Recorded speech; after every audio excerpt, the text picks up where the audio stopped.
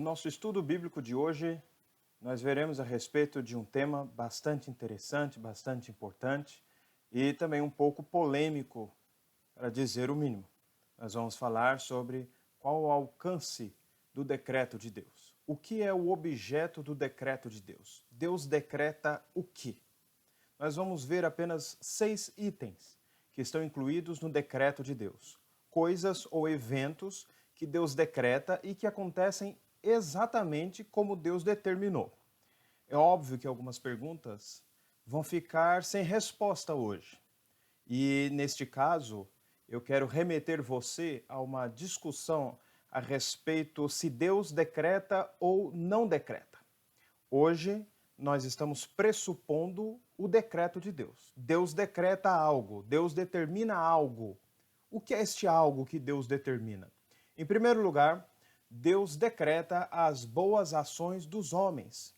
Tudo que o homem faz de positivo apenas acontece porque Deus decretou que ele fizesse. Efésios capítulo 2, versículo 10, está escrito: pois somos feitura dele, criados em Cristo Jesus para boas obras, as quais Deus, de antemão, preparou para que andássemos nelas. Deus preparou, Deus designou, Deus determinou algumas boas obras que nós deveríamos andar. O decreto que está neste texto não está relacionado àquilo que Deus manda em sua lei, aquilo que Deus orienta em sua palavra, seja nos profetas, seja nos livros poéticos. Este trecho está falando a respeito daquelas obras que Deus preparou antes disso, pois fomos feitura dele, criados em Cristo Jesus para as boas obras, as quais Deus de antemão preparou. Ou seja, não apenas disse que nós deveríamos fazer, mas ajuntou, organizou, fez com que nós estivéssemos aptos e neste caminho para praticar as obras que Ele mesmo determinou que nós praticássemos. Deus decreta tudo aquilo que nós fazemos de bom. Para você que sabe que foi salvo tão somente pela graça de Deus, saiba que Deus não apenas decretou a sua salvação, mas decretou aquilo que você fará a partir da sua salvação. Ou seja, o decreto de Deus não termina na salvação, embora sejamos inclinados a apenas pensar em predestinação sob o ponto de vista da salvação e paramos por aí, mas na verdade este é apenas o início da conversa. A continuação da conversa está em que Deus preparou umas ações que nós iremos praticar. Por quê? Porque Ele decretou as boas ações de seus filhos. Mas Deus não apenas decreta as boas ações, mas também Ele decreta as ações ímpias dos homens. Onde está isso escrito na Bíblia?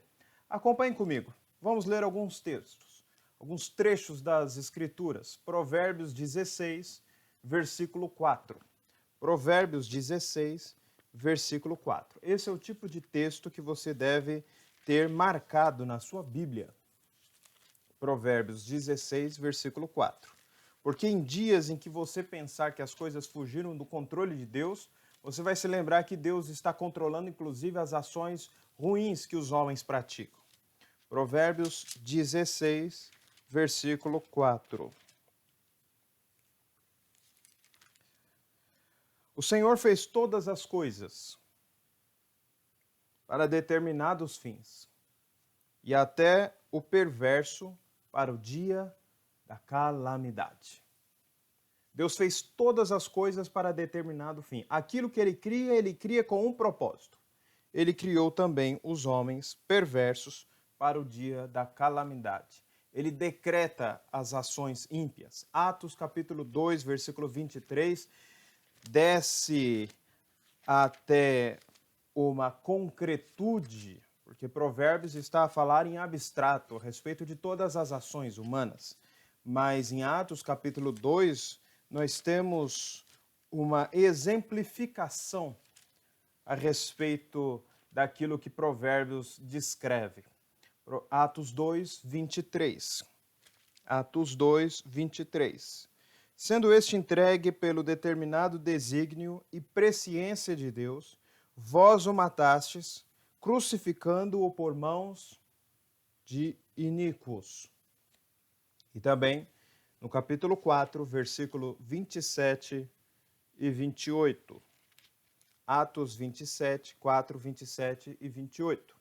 Porque verdadeiramente se ajuntaram nesta cidade contra o teu santo servo Jesus, ao qual ungiste, isso aqui é uma oração, Herodes e Pôncio Pilatos, com gentios e gente de Israel, para fazerem tudo o que a tua mão e o teu propósito predeterminaram. Quer ver que é uma oração? Continua no 29.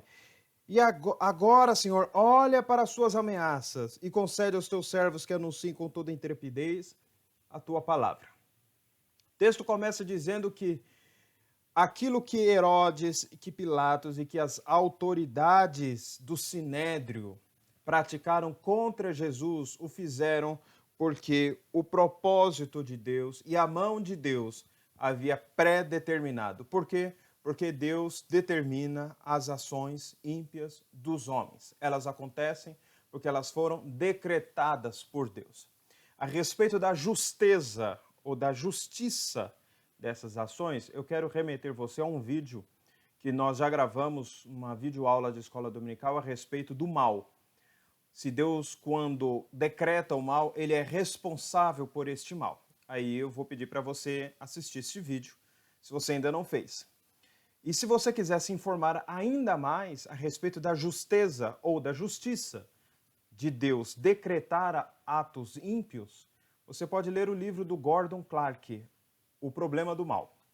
E aí você vai se inteirar um pouquinho a respeito da nossa argumentação sobre este assunto que é tão importante. Nós não ignoramos que você pode estar com dúvida pensando, será que Deus não é mau quando decreta o mal? Será que Deus não é injusto quando decreta a injustiça? Será que Deus não se torna pecaminoso quando decreta o pecado? Para isso eu recomendo que você assista esse nosso vídeo. E se você tiver alguma dúvida, você pode nos escrever, mandar um e-mail ou até mesmo escrever nos comentários e nós vamos responder. Ora, em terceiro lugar, qual o conteúdo do decreto de Deus? Os acontecimentos contingentes. O que significa isso? Aqueles acontecimentos que parecem ser aleatórios, descontrolados, aqueles acontecimentos que parecem não haver alguma causa primária atrás deles, segurando, determinando, amarrando as coisas para que elas funcionem como elas devem funcionar. Onde nós encontramos isso? Sobretudo na história de José do Egito. Abra sua Bíblia em Gênesis capítulo 45, versículo 8. Gênesis 45, versículo 8. Se o estudo bíblico está muito rápido, você dá uma pausa, você aperta o botão aqui embaixo, depois você procura o texto bíblico, você lê o estudo, depois você volta com a gente. Gênesis 45, versículo 8. Assim não fostes vós que me enviastes para cá, e sim Deus que me pôs por pai de Faraó, o Senhor de toda a sua casa, e como governador em toda a terra do Egito. E ele complementa no capítulo 50, versículo 20. Capítulo 50 de Gênesis, versículo 20. Vós, na verdade, intentastes o mal contra mim. Porém, Deus o tornou em bem para fazer como vedes agora, que se conserve muita gente em vida. O que esse texto está explicitamente falando? Que Deus controlou as ações malignas dos irmãos de José.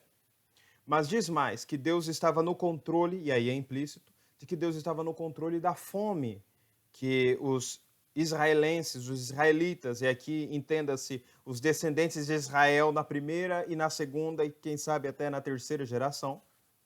Os filhos de Jacó estão vivos, Jacó é Israel, e eles estão aqui presentes e foram poupados de uma fome que estava sendo decretada pelo próprio Deus. Deus decretou a fome. Deus decretou a solução da fome. Deus decretou a forma como eles seriam poupados da fome. Por quê? Porque Deus controla ações que aparentemente são contingentes, ou seja, objeto da vontade do homem e, portanto, aparentemente descontrolado, e também ações da natureza que parecem também não ter controle. sujeitas a leis naturais e, a princípio, imprevisíveis. Mas não, Deus está no controle de todas essas coisas. Isso deve trazer para nós um grande conforto. Por quê? Porque vivemos em tempo de pandemia e nos perguntamos: qual o fim disso? Qual o futuro que nos aguarda? Qual o futuro que nos reserva? Para aquele que não crê num Deus que controla todas as coisas, penso eu que não há esperança. Apenas a expectativa de um fim que pode acontecer ou não. Será que nós seremos dizimados da terra? Será que chegou o fim da espécie humana? Será que vão ficar surgindo um após outro coronavírus, vírus, supervírus, bactérias que vão dizimar a terra, que vão dizimar a nossa espécie da terra?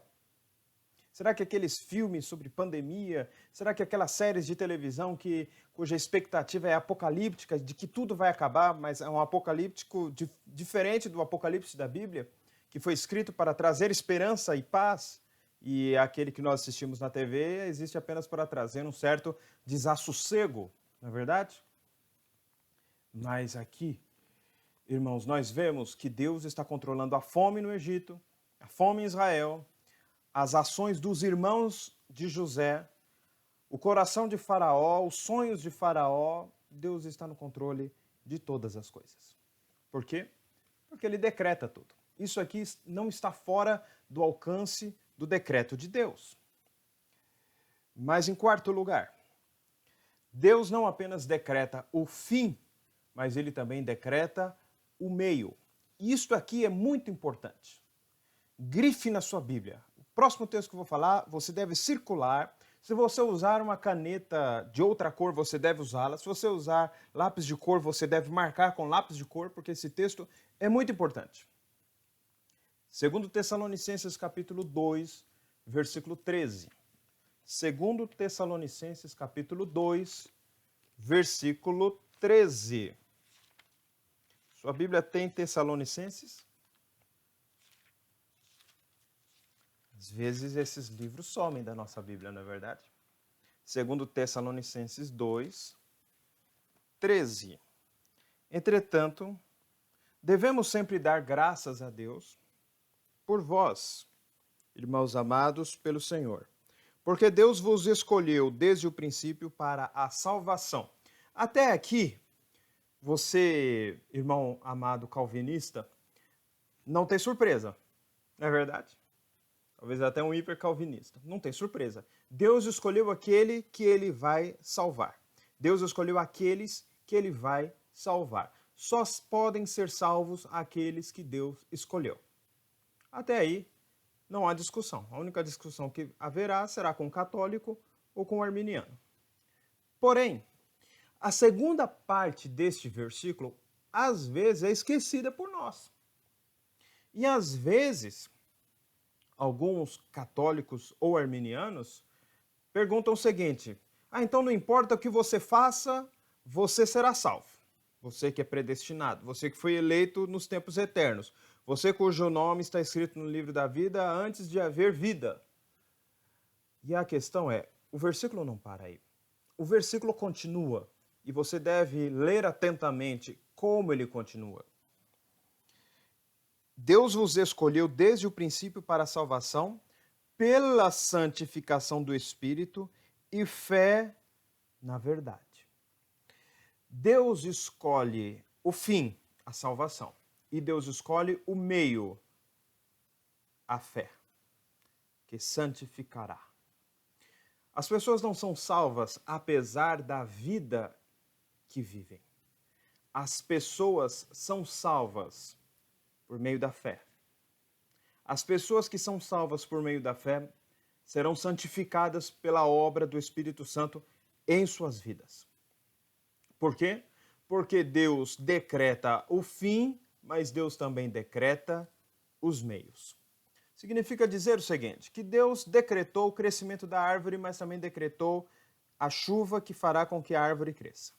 Deus decretou que a árvore crescerá também como efeito, como resultado da chuva, como resultado do clima, como resultado do solo.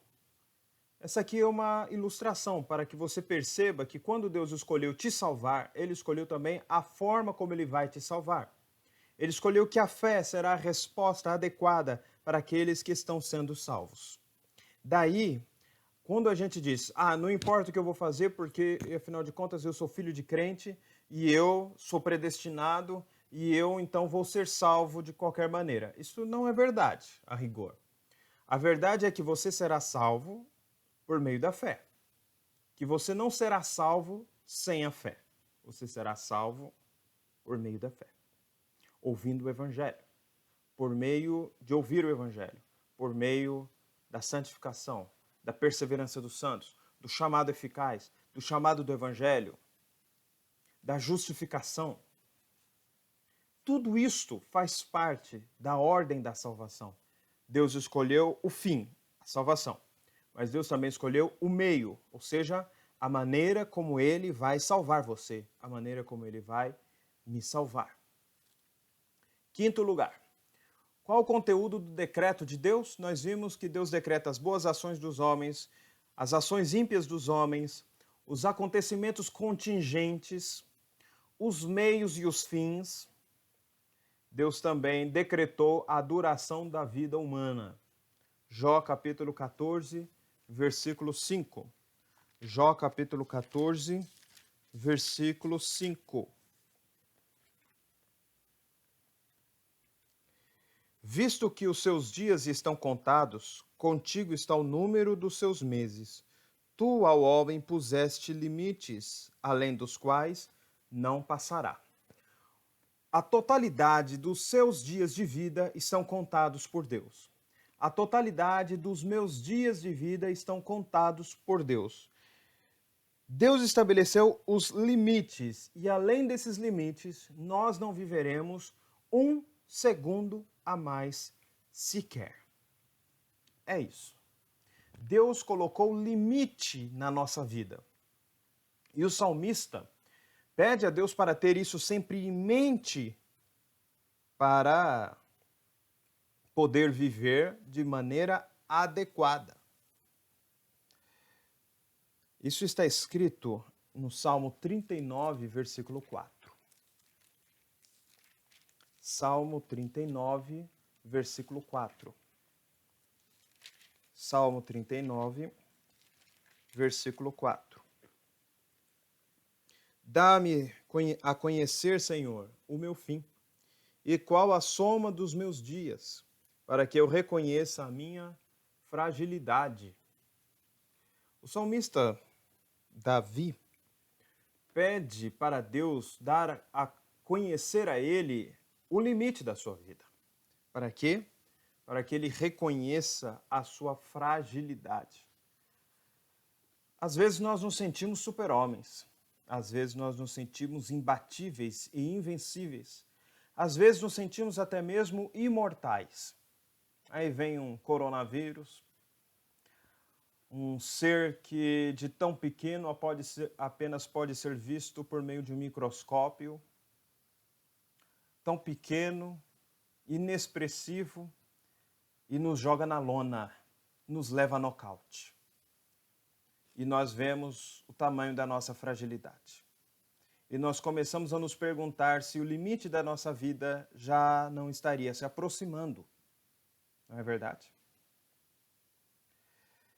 Isso deve trazer para nós a consciência do nosso limite. Deus decretou a duração da vida humana, cada uma delas. Nós não passamos um dia, um minuto, um segundo do tempo que Deus já determinou para que vivêssemos sobre a terra.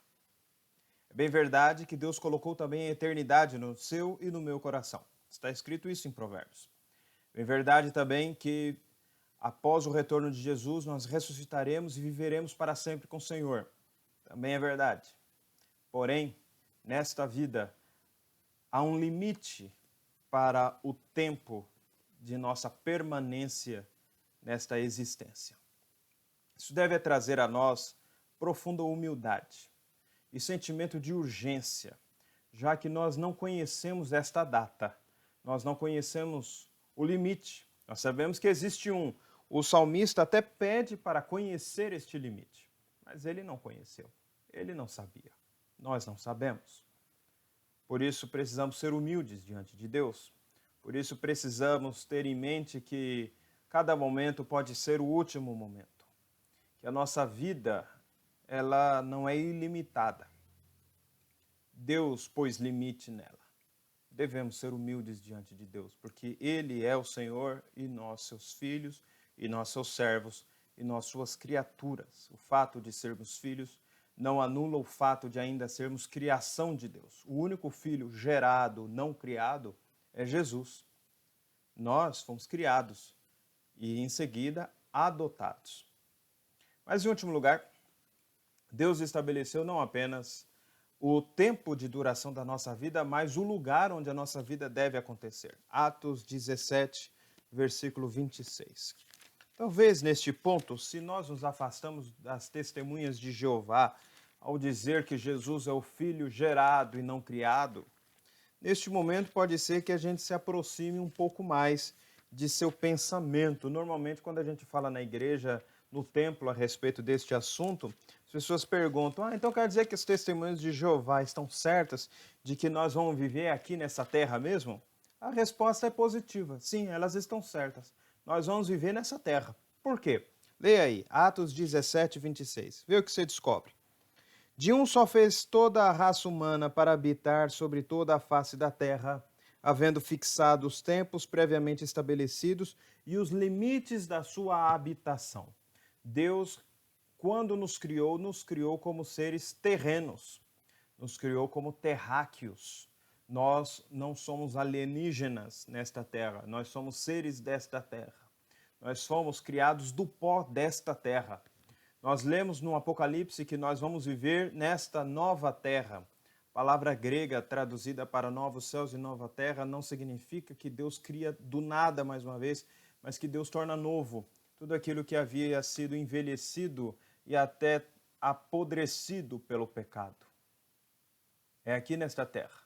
Deus determinou o lugar onde nós vamos viver, aqui na terra. Deus determinou o tempo que nós vamos viver, esta vida e o porvir. Deus determinou quantos dias tem esta vida. Ele sabe de todas as coisas, Ele decretou todas as coisas, Ele tem em suas mãos todo o poder nos céus e na terra.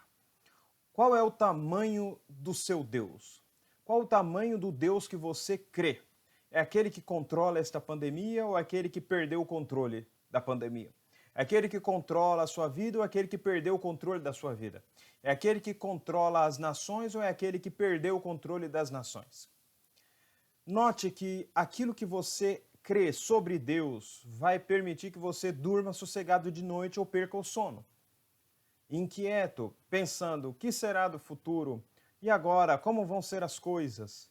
Parece que a economia está desgovernada, a política está desgovernada, a pandemia está desgovernada, parece que nada está batendo, nada está funcionando direito como deveria estar funcionando, porque Deus deu livre-arbítrio na mão do homem e apenas ele vai ficar assistindo todas as coisas e o homem, em conjunto com o diabo, destruir tudo aquilo que ele criou e Deus simplesmente vai ficar assistindo porque ele deu livre-arbítrio para as pessoas. Errado.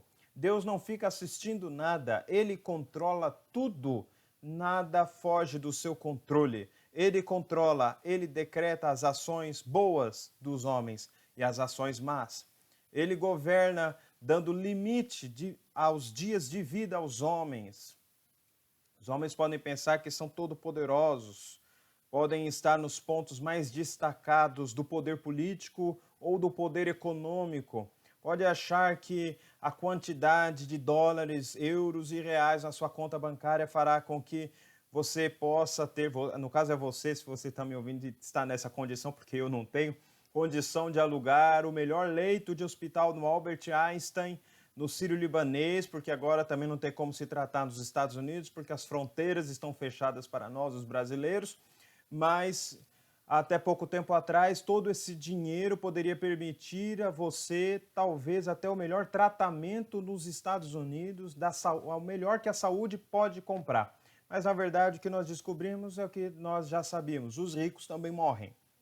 E morrem cedo também. Os jovens também morrem. E morrem cedo. As crianças morrem. Recém-nascidos morrem. Todas as pessoas têm um limite na sua vida, têm um limite na sua existência. Sabe por quê? Porque Deus controla tudo. Nós não controlamos. Nosso dinheiro não controla. Nossa saúde, nossa juventude. Não importa se a gente pratica esporte. Não estou falando que a gente não deva praticar esporte. A gente deve praticar. A gente deve, se puder, ter um plano de saúde. A gente deve, se puder, ter a melhor forma de vida que a gente conseguir. A gente trabalhar honestamente por isso. Porém, nada disso garante que a gente vai viver muito, por exemplo. Nada disso vai garantir que nós vamos escapar dos decretos de Deus. Deus decreta todas as coisas. O nosso Deus é aquele Deus que está sentado no trono e governa todas as coisas conforme o conselho da sua vontade. Algumas aplicações são importantes para que a gente possa fazer. Em primeiro lugar, Deus controla todas as coisas. Então, acalme o seu coração porque você é filho dele. Se você crê em Jesus, se você recebeu Jesus no seu coração, se você vive com Cristo, saiba, Deus está no controle de todas as coisas e Ele pensa em você, e Ele ama você. E Ele governa todas as coisas no seu interesse também. Mas também pense do ponto de vista do culto. Ele merece o culto. Ele merece a nossa adoração. Ele merece o nosso louvor. Ele é o nosso Criador. Ele é o nosso governador. Ele é quem sustenta a nossa vida. Se há alimento na nossa mesa, não é apenas porque nós trabalhamos, é porque Ele nos deu saúde para trabalhar, o emprego para trabalhar.